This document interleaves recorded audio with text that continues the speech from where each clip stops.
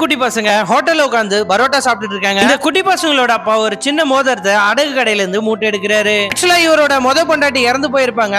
ரெண்டாவது பொண்டாட்டிக்கு சின்னதா ஒரு குழந்தை இருக்கும். அந்த பசங்களோட சித்திக்கு தெரியாம தான் அந்த பசங்களுக்கு ஹோட்டல்ல பரோட்டா வாங்கி கொடுத்துருப்பாரு. உன் பசங்க எங்க அப்படின்னு சொல்லிட்டு அந்த ரெண்டாவது பொண்டாட்டி கேக்குறாங்க.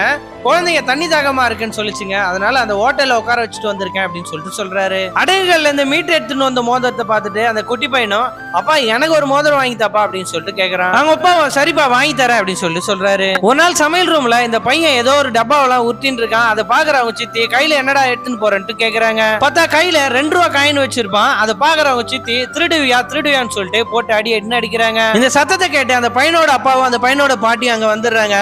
எதுக்கு அடிக்கிற அப்படின்னு கேட்டா 2 ரூபா திருடிட்டான் அப்படின்னு சொல்றாங்க.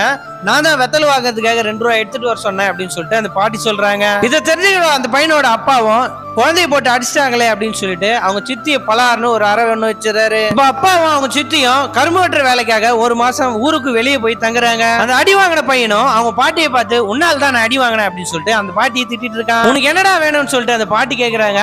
தம்பியோட மோதிரத்தை போட்டுக்கணும் அப்படின்னு சொல்லிட்டு எனக்கு ஆசையா இருக்குன்ட்டு அந்த பாட்டி கிட்ட கேக்குறான். அதானடா நான் எடுத்துட்டு வந்து தரேன், உங்க சித்தி வர்றதுக்கு 1 மாசம் ஆகும், அது வரைக்கும் நீ போட்டுக்க அப்படின்னு சொல்லிட்டு எடுத்துன்னு வந்து குடுக்குறாங்க. இந்த பையனும் அந்த மோதிரத்தை கையில போட்டுன்னு ஜாலியா ஊர் சுத்தின்னு இருக்கான். திடீர்னு ஒரு நாள் கையில மோதிரத்தை காணோம் அப்படின்னு சொல்லிட்டு பாக்குறான். மோதிரத்தை தொலைச்சிட்டேன் அப்படின்னு சொல்லிட்டு அவங்க அக்கா கிட்ட போய் அழுகுறான். சித்திக்கு தெரிஞ்சா என்ன ஆகுமோ அப்படின்னு சொல்லிட்டு 2 பேருமே பயப்படுறாங்க.